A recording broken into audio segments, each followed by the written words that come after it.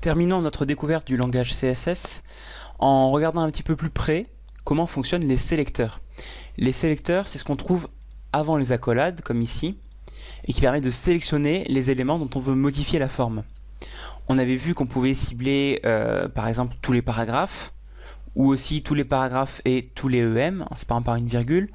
On a vu aussi comment on faisait avec des classes, avec des ID, et il y a d'autres techniques qu'il faut connaître. Il y a beaucoup de sélecteurs en fait en CSS. La première que j'aimerais vous montrer, c'est le sélecteur universel. C'est le plus global et le plus simple qui soit. C'est une étoile.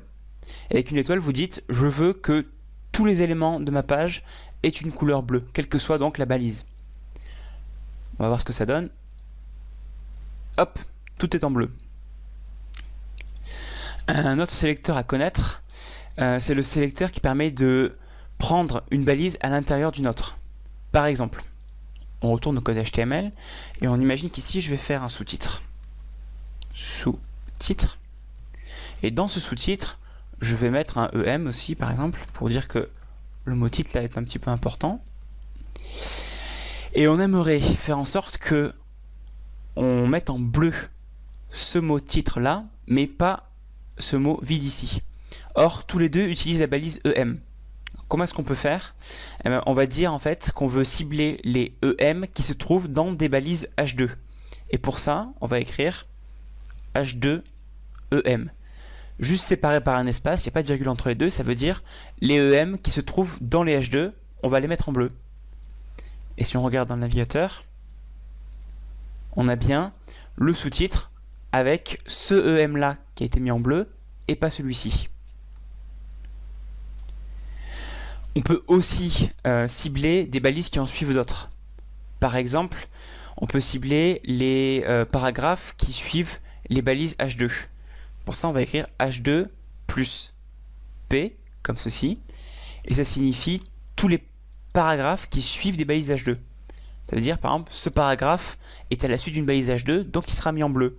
Par contre, ce paragraphe est à la suite d'un autre paragraphe, donc il ne sera pas mis en bleu.